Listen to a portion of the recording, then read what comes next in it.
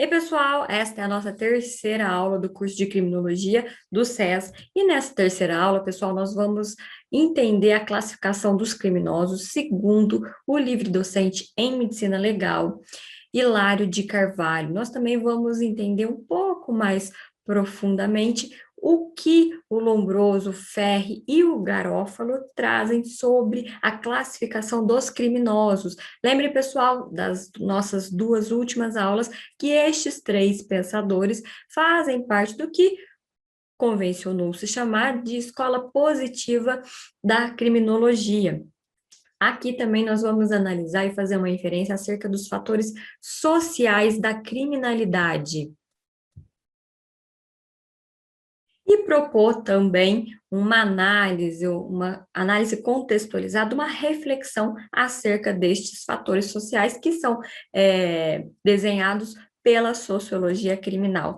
Bom, pessoal, a classificação trazida pelo Hilário de Carvalho foi proposta pensando uma classificação etiológica dos criminosos, focando principalmente em fatores biológicos, que, segundo o pesquisador, teria como um dos objetivos dessa classificação é recuperar socialmente o agente criminoso, ou seja, de fato, ressocializar, se for o caso, se for possível, este agente delituoso, este agente de algum crime. Vejam que aqui a classificação ela é feita em 5 subdivisões, iniciando pelo biocriminoso puro, passando pelo biocriminoso preponderante e, em seguida, o mesobiocriminoso de correção possível, o mesocriminoso preponderante e o mesocriminoso puro. Vamos estudar um pouquinho sobre o que trata cada uma destas classificações. Pessoal, biocriminoso puro ou pseudocriminoso. Aqui, para este sujeito, para este delinquente, existe exclusivamente os fatores biológicos, ou seja, não há qualquer outro fator que motive este criminoso a vir a cometer um crime contra qualquer pessoa ou contra qualquer outra situação. E aqui, esse sujeito ele está necessariamente obrigado a um tratamento médico psiquiátrico, que pode tanto ser temporário quanto definitivo, em referência aí ao critério clínico de um manicômio judiciário. O Penteado Filho, doutrinador, ele exemplifica esta classificação dizendo o seguinte, que é o caso de psicopatas, epiléticos ou outros retardados mentais severos, pessoas que podem eventualmente ter uma crise e efetuar, como ele traz aqui como exemplo, disparos de arma de fogo, colocando em risco a vida das pessoas que estão próximas a eles. Enfim, então, verifica-se aqui nesta classificação que o Hilário de Carvalho entendeu que estes sujeitos, eles estão sujeitos apenas aos fatores biológicos, ou seja, não importa o meio em que eles vivem, não importa as circunstâncias, aqui, tão somente os fatores biológicos é que contam para este criminoso vir a delinquir. Bom, vamos analisar a próxima classificação, que é o biocriminoso preponderante, de correção difícil. Veja que a expressão correção difícil, ela só aparece aqui para o biocriminoso preponderante. No biocriminoso puro, vejam só, não aparece. O pesquisador fez questão de não trazer, de não cunhar exatamente esses vocábulos. Vejam, a correção é difícil, mas aqui já admite-se, pelo menos ainda que pequena, uma chance de que esse criminoso venha, assim, a se ressocializar, a poder voltar a viver em sociedade. Aqui a definição trazida pelo Hilário de Carvalho é o seguinte, que esses sujeitos, eles estão obrigados a um tratamento em colônias disciplinares, ou mesmo institutos de trabalho, para reeducação ou de ensino profissional, com assistência médico-psiquiátrica e também com eventual internação em hospital psiquiátrico, que também pode ser de forma definitiva ou então temporária, como medida de segurança. Veja que aqui seriam analisados caso a caso a situação do criminoso para entender se é caso dessa internação em hospital psiquiátrico e se essa internação se daria de forma definitiva ou então temporária. Tudo pensando na prevenção também do crime e, consequentemente, uma medida de segurança para a comunidade como um todo. Bom, pessoal, estes criminosos, eles estão propensos ao cometimento de atos criminosos, do cometimento de crimes, e que há aqui, em uma certa medida, em alguns episódios, fatores mesológicos, ou seja, aqui admite-se, além do fator biológico, uma pequena, digamos assim, um pequeno pontinho, um pequeno pincelada de fatores mesológicos, que, ou seja, é a relação entre os seres e o meio ambiente, ou seja, o meio ambiente, a situação ali em que se encontra o indivíduo pode vir a favorecer o cometimento de um crime, porém, ainda predomina o aspecto biológico.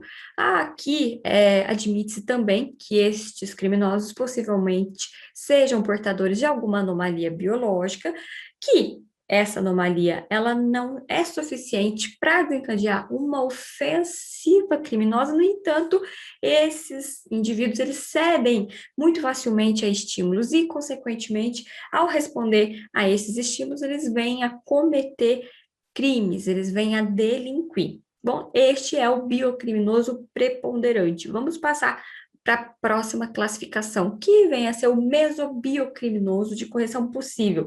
Vejam que a classificação anterior não tratava essa correção como possível e sim difícil, apesar de admitir que numa pequena medida ela poderia acontecer. Aqui já é quase que praticamente o oposto, ou seja, aqui a correção ela é possível, basta aí a aplicação dos meios corretos para a tentativa de ressocialização deste criminoso. Aqui o autor, o Carvalho, ele dispõe da seguinte maneira, que o tratamento no regime penal de reformatório deve se aplicar a esse criminoso e deve haver progressivo atendimento médico e pedagógico.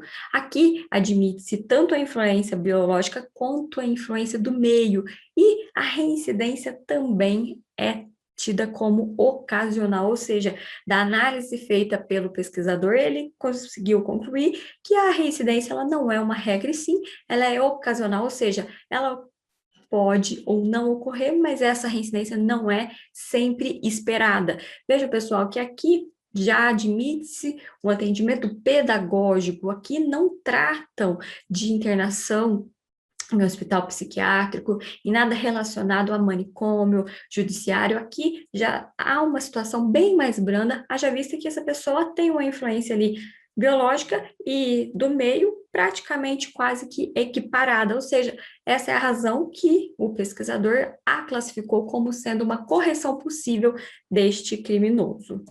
Bom, vamos analisar agora o mesocriminoso preponderante de correção esperada. Veja que aqui, diferentemente da anterior, o pesquisador, ele espera que este criminoso atenda à ressocialização, ou seja, isso aqui indica uma possibilidade muito maior de que o criminoso responda positivamente à ressocialização, né? Com certeza, claro, consideradas as circunstâncias e o contexto. Veja que aqui o Carvalho assim denomina: o tratamento para estes criminosos ele deve se dar em colônias com regime de trabalho adequado e com especial assistência sociopedagógica. Vejam, pessoal, que nessa situação aqui não está prevista qualquer assistência médica ou psiquiátrica, ou seja, aqui há uma clara admissão de que esse sujeito cometeu o crime não foi em decorrência de qualquer fator biológico, e sim um fator do ambiente ali que ele possa eventualmente estar inserido. A doutrina, ela convencionou exemplificar este tipo de criminoso como o Maria vai com as outras, ou seja, é aquele sujeito que, por uma dada circunstância, pode ter sido estimulado, ele pode ter sido encorajado a delinquir, a cometer um ato delituoso, em decorrência aí de uma influência que ele possa ter recebido, seja ele de pessoas, seja ele de uma circunstância.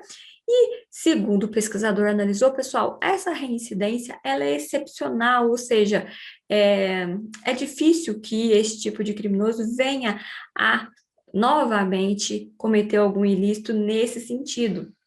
Então, vejam que aqui nós temos praticamente a extinção dos fatores biológicos e o enfoque é exatamente nessa outra situação excepcional que vez o sujeito vir a delinquir. Como que nós poderíamos pensar em um exemplo para essa situação?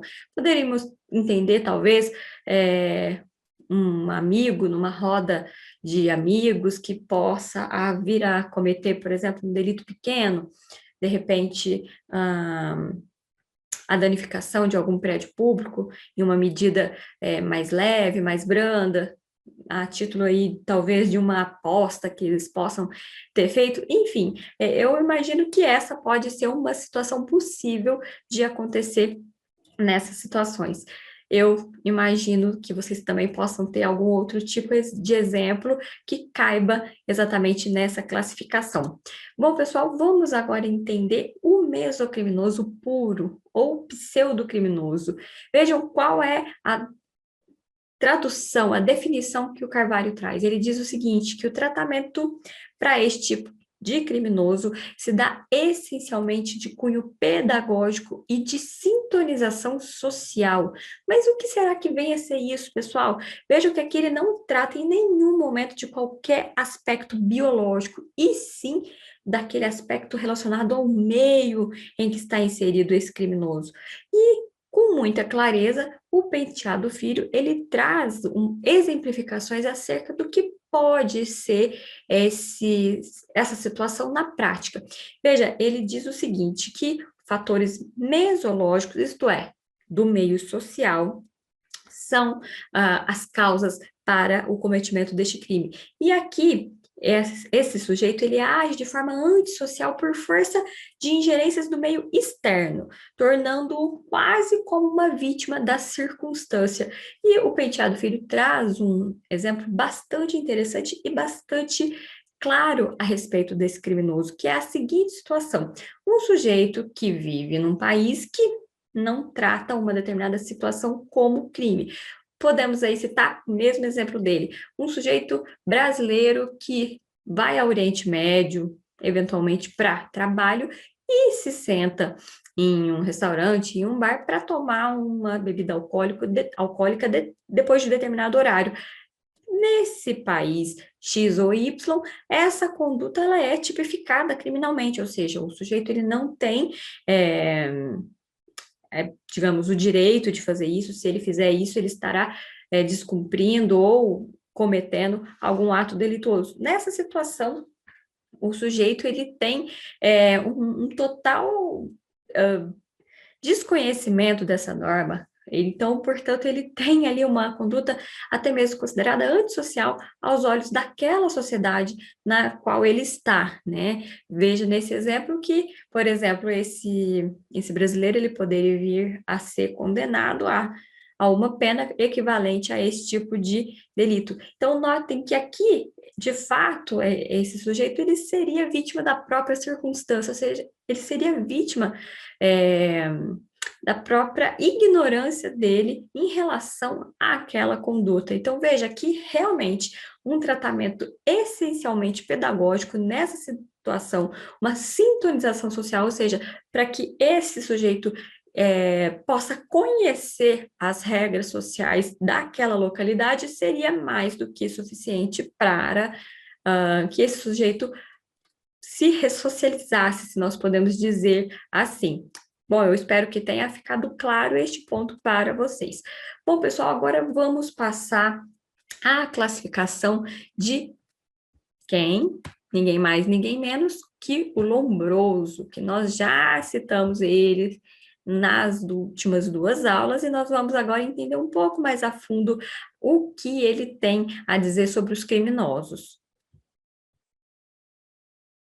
Pessoal, vamos retomar brevemente alguns dos princípios que nós conseguimos analisar nas outras aulas. Ou seja, o que a escola positiva tratava? Ela tratava de um aspecto fisionômico do criminoso. Lembrem, eles tratavam cara larga e chata, grandes maçãs no rosto. Então, esse foi o entendimento, né, o caminho pelo qual os teóricos dessa corrente se guiaram. Então, vejam que nós temos que ter muito claro na nossa mente que estes eram os parâmetros desses teóricos, ou seja, do Lombroso e dos seus seguidores. Então, basicamente, eles se guiavam por esses apontamentos que eles diziam tanto biológicos quanto também da afeição de cada um das pessoas, dos criminosos. Então, notem que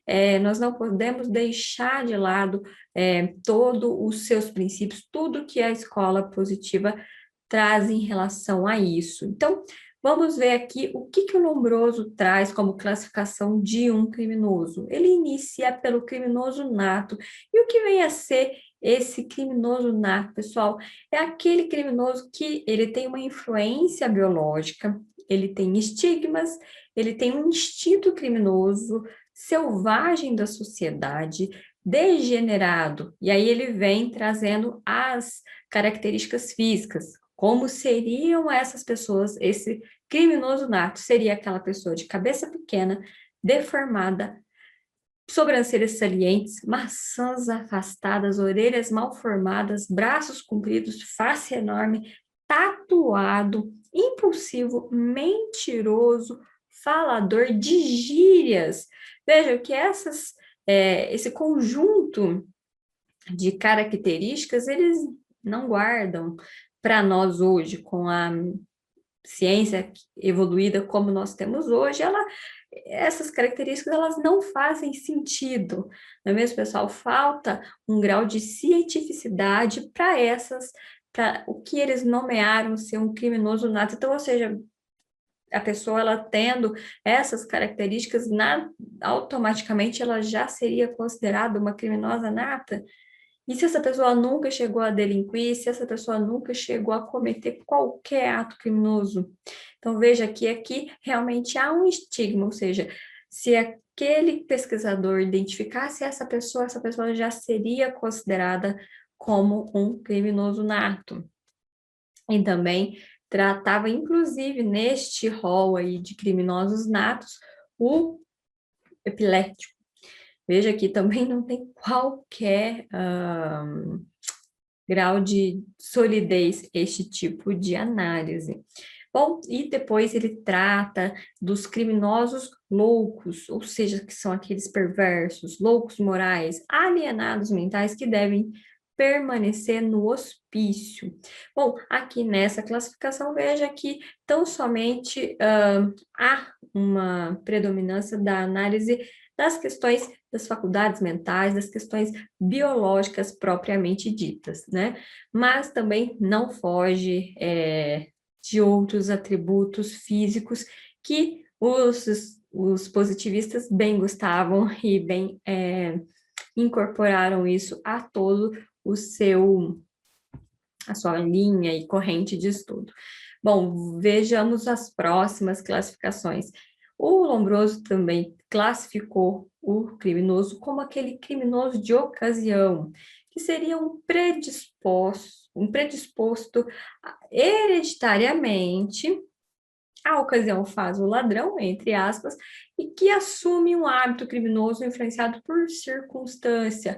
Mas veja aqui, ainda que admita-se nesta classificação aqui que pode ter sido uma influência do meio, de uma circunstância, ele admite ainda uma predisposição hereditária, trazendo aí provavelmente uma situação do atavismo, ou seja, aquele ser ele pode estar sendo influenciado por um gene do seu antepassado que tinha uma propensão ao crime.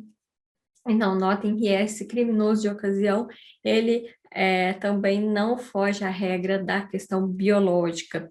Bom, nós temos então ainda o criminoso por paixão, ou seja, aqueles nervosos, irrefletidos, aqueles que não têm algum tipo de não conseguem raciocinar diante de uma determinada situação e usam a violência para solucionar questões passionais. Eles são os exaltados, ou seja, é o que nós entendemos hoje, que algumas pessoas defendem, que é aquele crime passional, ou seja, aquela pessoa que, tomada de um forte impulso, ela acaba cometendo um ato delituoso sem que ela efetivamente quisesse aquele resultado, quisesse que aquela conduta tivesse sido tomada. Então, veja que já essa noção naquela época da escola positiva já se fazia possível, já tinha sido aclarada.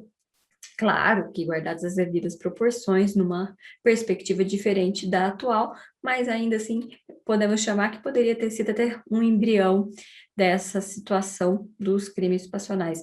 Certo, pessoal? Eu acho que nesse ponto nós acabamos conseguindo identificar melhor quando a gente consegue pensar em algum outro exemplo. Eu acho que isso fica um pouco mais palpável para nós do que só ficar aí lendo e entendendo conceitos e relacionar com a realidade. Eu acho que traz de uma maneira muito bacana o estudo, né, o aprendizado para a realidade. Bom, pessoal, agora nós vamos falar do que trata o pesquisador Ferri. E, pessoal, o Ferri, ele é um seguidor do Lombroso, ele compõe a escola positiva com ele, e vocês vão notar aqui que a classificação que o Ferri faz, ela é bem próxima, bem parecida com a de Lombroso. Eu vou destacar aqui um pouco mais brevemente, só para que nós não deixemos passar isso em branco, mas vamos analisar de forma um pouco mais rápida. Veja que ele também classifica o criminoso nato, que seria o degenerado, o atrofiado do senso moral. Ele também traz o criminoso louco, alucinado ou até mesmo semi-louco, o criminoso ocasional, que é o sujeito, assim como entendia o Lombroso, que comete um crime ocasionalmente, aqui admitido por Ferri, como força da influência de fator externo ou não. Nessa situação aqui, tanto pode ter sido pelo fator externo, como pode ter sido por uma outra razão, que no caso da escola positiva, certamente culmina na razão biológica. Então, veja que aqui se assemelha bastante ao que o Lombroso já havia deixado nos seus postulados. Bom, vamos entender um pouco mais das classificações do Ferri. Ele traz também o criminoso habitual. Desculpa, também não. Ele traz aqui essa figura do criminoso habitual, ou seja, que há uma reincidência na ação criminosa, que o Ferri, inclusive, chegou a nomear como uma profissão, ou seja, aquele criminoso por profissão. Ele pratica os crimes porque aquela é a profissão dele. Para o Ferri, esse era o tipo mais recorrente que acontecia. E, de uma certa ótica, ele pode até ter uma razão nessa análise. No entanto, por exemplo, nós podemos dar como exemplo os assassinos de aluguéis, podemos dar como outro exemplo, eventualmente, uma pessoa que ganha vida fazendo pequenos furtos, ou até mesmo pequenos roubos, ou grandes roubos, assaltos, enfim. Nessa situação aqui, a análise do Ferri, ela está relacionada a tratar como um criminoso mais recorrente. Eu acho que nesse ponto que pode parecer um pouco demasiado a sua análise, mas o criminoso habitual nós sabemos que, por certo, ele sim, ele existe, e há sim a possibilidade desse criminoso levar a sério todos os seus delitos de forma que ele possa ganhar sempre a vida dessa forma, ou seja, tratar aí quase como, eu não vou dizer profissão, né, mas eu vou dizer como uma forma dele angariar a sua subsistência. Bom, e por fim, o Ferri também fala do criminoso passional, ou seja, aquele que vai agir pelo impulso, tal qual nós comentamos na classificação dada pelo Lombroso. Bom, em relação à classificação trazida pelo Garófalo, nós temos as seguintes subdivisões. Primeiramente, eu trouxe aqui essa informação para não deixar de compartilhar com vocês. Esse pesquisador, esse teórico, ele propôs a pena de morte de forma impiedosa aos criminosos natos ou então a sua expulsão da localidade, do país que esse criminoso possa morar. Agora, a dúvida que para é a seguinte: num caso de expulsão desse patamar, qual seria o estado, o país que estaria disposto a aceitar esse imigrante? Ainda mais, ainda mais se nós pensarmos naquele momento histórico, naquele momento socioeconômico onde essas ideias surgiram. É um tanto quanto curioso entender como se daria na prática essa situação. A pena de morte, nós sabemos que, apesar de não existir no Estado brasileiro, nós sabemos que há muitos países que adotam a pena de morte como uma medida extrema de punição para determinados tipos penais, determinados crimes cometidos pelos delinquentes. Bom, então, a classificação do Rafael é a seguinte: o criminoso assassino, que é o típico, é o egoísta, é aquele que age por impulso, que apresenta sinais exteriores e se aproxima de selvagens e crianças. Tem o criminoso violento, que falta compaixão a ele, que esse não possui senso moral e é um falso preconceito. E tem os ladrões ou neurastênicos, que não lhes falta o senso moral, mas falta a honestidade a eles. São atávicos, às vezes, e têm aspectos físicos de pequenez, face móvel, olhos vivazes e nariz achatado, ou seja, mais uma vez, aquele estigma da fisionomia, das características físicas das pessoas para poder taxá-los ou não de criminosos, e aqui no caso do Rafael Garófalo, também ser tratado como ladrão, ou seja, um cidadão nessa circunstância, nesse contexto histórico aqui, ele estaria, que tivesse essas características físicas, ele certamente estaria com uma certa grau de culpa, né? Mesmo sem ser culpado, ou seja, certamente haveria uma real possibilidade dessa pessoa vir a, inclusive, ser presa injustamente, como nós sabemos que na história da humanidade e, infelizmente, na história do Brasil também, há diversos casos como esse, ou seja, muito como esse hipotético, né, que eu estou trazendo, mas muitas pessoas que não tiveram um julgamento justo ou às vezes nem sequer tiveram um julgamento justo e acabam por cumprir penas, serem hostilizadas por uma situação que não corresponde à realidade. Há casos, por exemplo, de pessoas serem presas de forma equivocada no lugar das outras, e aí a pergunta que fica, mas hoje, atualmente, para essa situação, esse cidadão, ele pode solicitar, requerer na via judicial, civil, uma reparação de danos pelos danos sofridos. Mas veja, pessoal, ainda que haja uma reparação de danos, é claro que isso é válido, isso com certeza deve existir, mas e aquele tempo que a pessoa esteve ali, e aqueles traumas, e todo o aspecto psicológico e emocional dessa pessoa, como se daria o acolhimento dessa pessoa? Eu acho que isso é também importante pensar, né? Ou seja, para essas injustiças não bastaria apenas uma reparação pecuniária, também há necessidade de um acompanhamento efetivo, e não só ali um acompanhamento temporário e pronto, acabou. Não, mas um tratamento de modo que trouxesse realmente o mais próximo possível da reparação integral para esse cidadão que fosse submetido a essa situação. Então, veja, pessoal, que apesar ah, de todas as situações que nós vivenciamos hoje. Sabemos que há injustiças e situações, às vezes, avessas ao direito, avessas à legalidade. Ainda assim, nós temos um sistema jurídico que permite, pelo menos, de forma geral, a qualquer acusado o seu direito de defesa, a sua ampla defesa. Então, é muito importante toda essa tomar conhecimento de toda essa evolução da ciência para entender que nem sempre foi assim, né? Nem sempre todos os acusados tiveram uma chance mínima que fosse de provar a sua inocência, de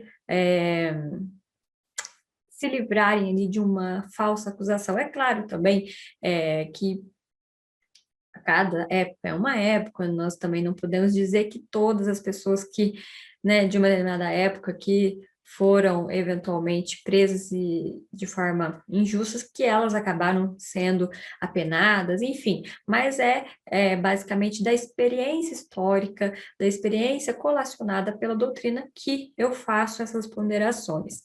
Bom, pessoal, vamos agora a um tema um pouco mais espinhoso, ou seja, os fatores sociais da criminalidade. Vejam, pessoal, que essa situação ela tem que ser muito bem refletida, não só pelos pesquisadores, mas os pesquisadores fazerem o Estado, a sociedade pensarem juntos. São situações que demandam um olhar mais apurado do Estado, mais apurado da sociedade, para que, de fato, esses fatores sejam inibidos o máximo que puderem ser inibidos e, de certo modo, não mais se configurarem como um fator da prática de algum delito.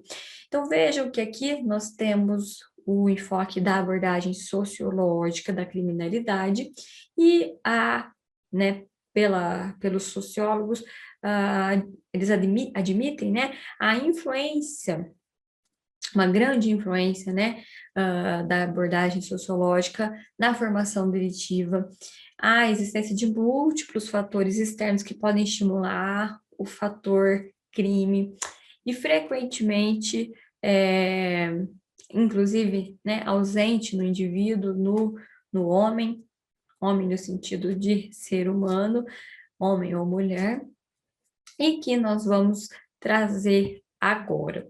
Veja, pessoal, que eu acho importante nós retomarmos brevemente um dos conceitos que nós já vimos nas aulas passadas, que é exatamente a teoria da associação diferencial.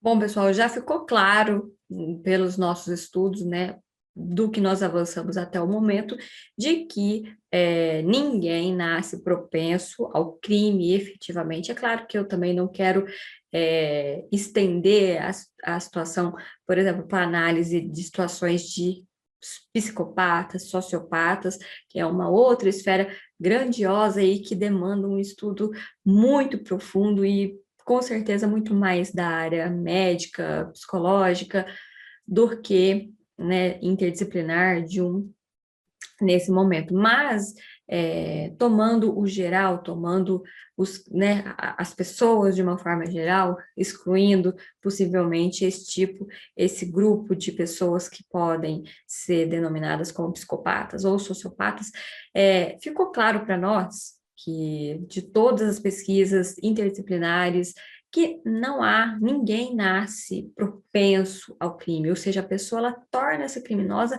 porque ela, como exatamente trata a teoria da associação diferencial, porque ela recebeu, por alguma razão, mais definições favoráveis à violação da lei, ou seja, ela recebeu exemplos, ela recebeu do meio ali onde ela está inserida uma situação favorável para infringir a lei. E veja que essa é a tônica da associação diferencial, que também traz como contraponto, até para poder também validar a sua tese, a questão dos crimes de colarinho branco, ou seja, diferentemente do que já se convencionou tratar, né, como havendo uma forte propensão das classes baixas a delinquir, a cometer algum tipo de crime. O exemplo do colarinho branco, ele mostra exatamente o contrário, ou seja, não haveria uma situação, um estímulo financeiro para o cometimento do crime, e mesmo assim, algumas pessoas, né, da classe alta vêm a cometer este tipo de delito. Bom, pessoal, então vamos para o primeiro fator social de criminalidade, que é o fator, talvez o principal, talvez o núcleo mais relevante desses fatores, que é a pobreza. Emprego, desemprego e subemprego. Eu destaco aqui um trecho da doutrina do Penteado Filho para que nós possamos refletir em torno desse fator social de criminalidade. Ele diz o seguinte, que as estatísticas criminais, elas demonstram existir uma relação de proximidade entre a pobreza e a criminalidade. Não, e faz a ressalva que, inclusive, eu fiz questão de destacar. Não que a pobreza seja um fator condicionante extremo de criminalidade, tendo em vista a ocorrência dos chamados crimes de colarinho branco, tal qual dispõe a teoria da associação diferencial, geralmente praticados, né, pelas camadas mais altas da sociedade. Então, veja que aqui o Penteado Filho, ele traz uma estatística criminal e também faz o contraponto de que é claro que essa estatística, ela não reflete de maneira, digamos assim, factual a situação da criminalidade como um todo. Mas aqui há um enfoque de análise sobre determinadas formas de cometimento de crimes. E o que nós estamos tratando? Pessoal, a pobreza, a fome, o desemprego, aquele pai de família que invariavelmente nós temos recebido no noticiário casos parecidos, aquele pai de família que furta ali um alimento para que seu filho não padeça, não fique com fome.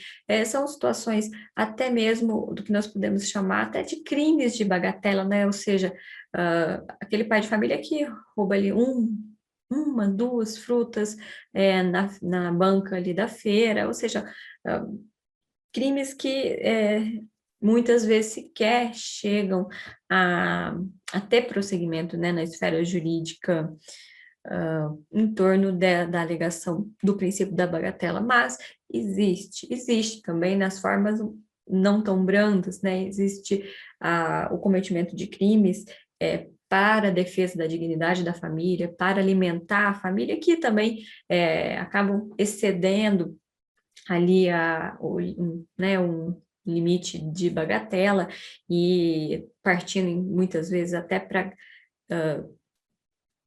gradações mais sérias, enfim. Então, nós temos uma nuance muito complicada em torno de toda essa situação. E qual é a correção para essa situação, pessoal? É política pública, é a atuação do Estado, a atuação da sociedade em conjunto, atuando por meio de ONGs e outras instituições que possam minimamente garantir alguma dignidade a essas pessoas, para que elas se sintam desmotivadas e que nem sequer pensem em delinquir. Então, veja, pessoal, que aqui é uma situação, é uma circunstância, é um contexto que a pessoa está vivendo, que ela pode nunca antes ter pensado em vivenciar, mas de repente ela se vê no meio de uma crise econômica, ela se vê desempregada, ela vê boa parte da família desempregada e ela vê os seus filhos passando fome. Nessa situação,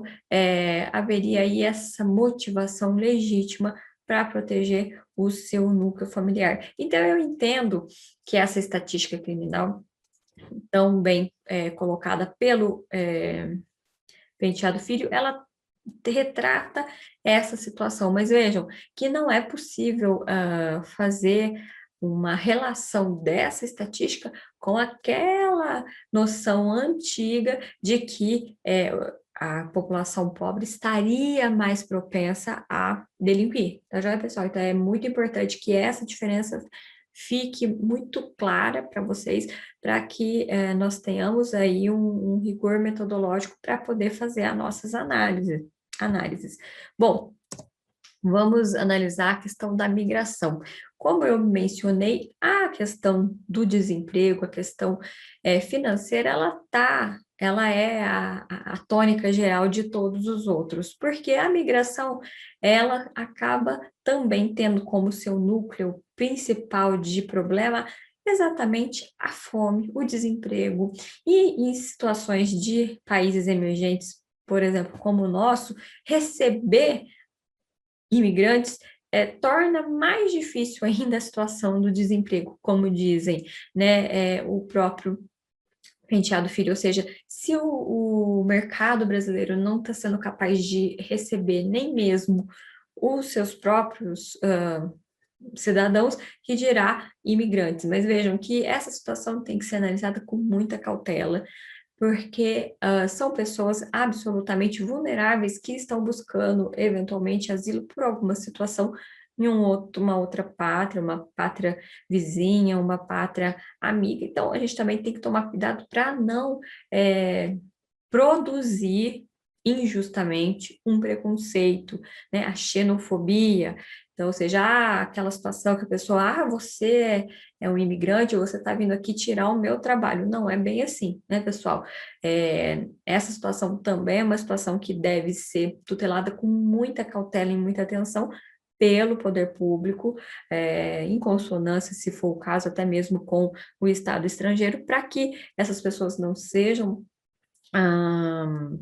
desamparadas, e é óbvio também que não haja qualquer desamparo pelos cidadãos brasileiros. Então, tudo a gente tem que analisar com o máximo de solidariedade possível, porque essa basicamente o elemento fundamental, né, da nossa nação, até trazido e muito bem tratado na Constituição Federal.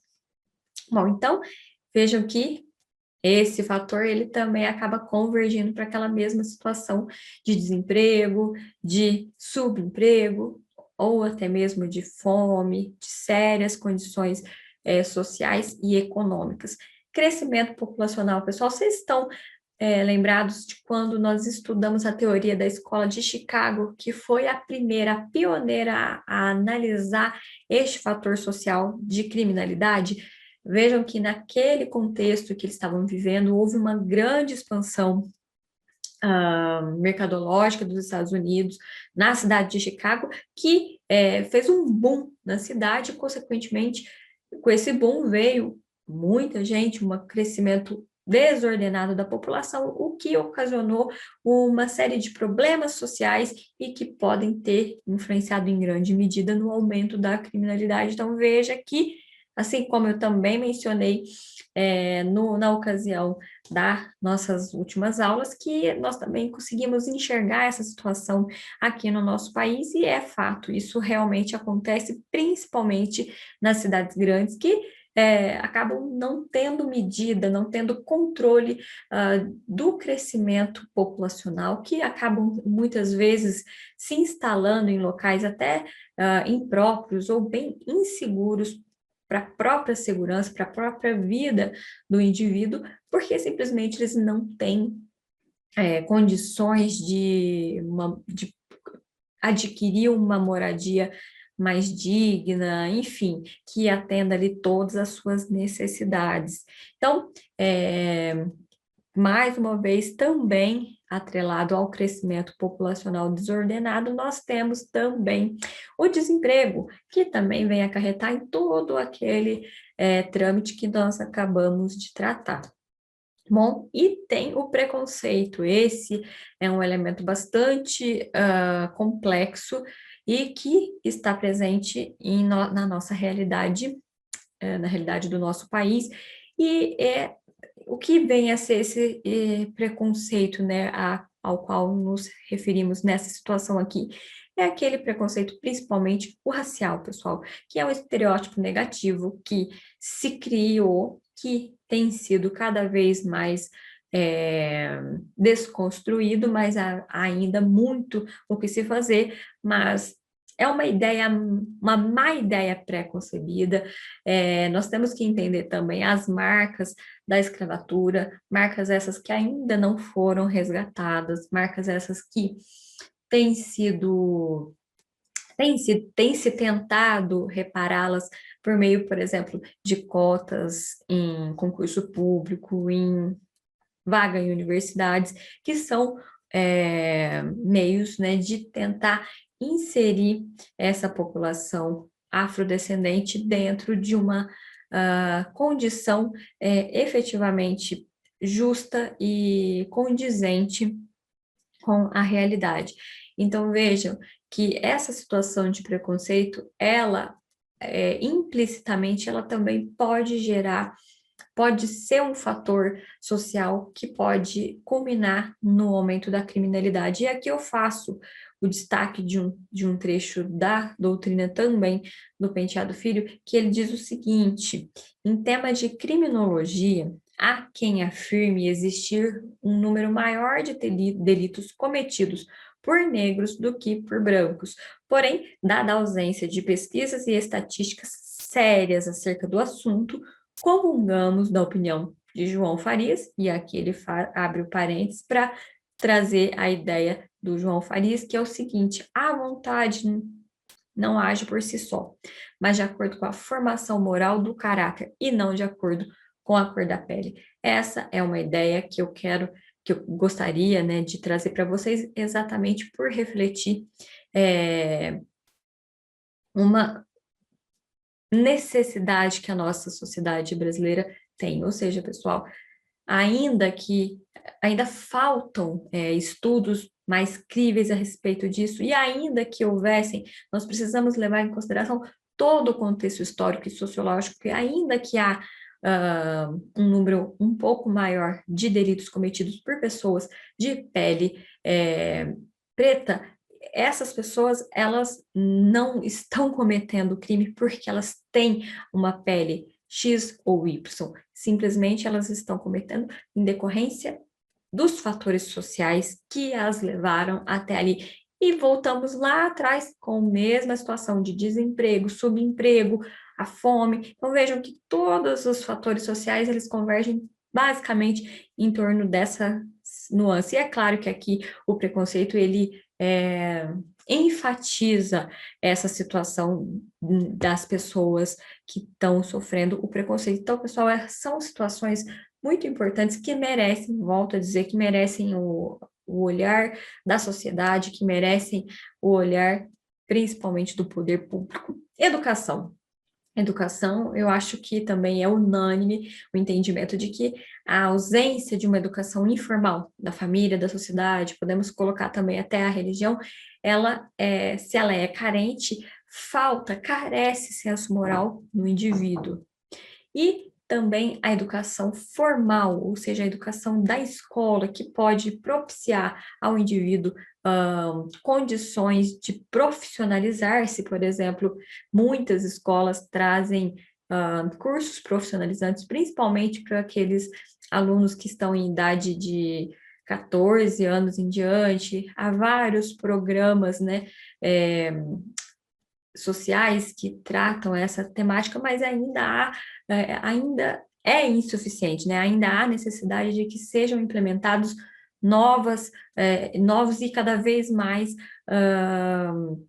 formações profissionais para que esses jovens tenham um parâmetro, tenham para onde ir, para onde percorrer o seu caminho. Bom, pessoal, isso que eu gostaria de compartilhar com vocês nesta nossa terceira aula.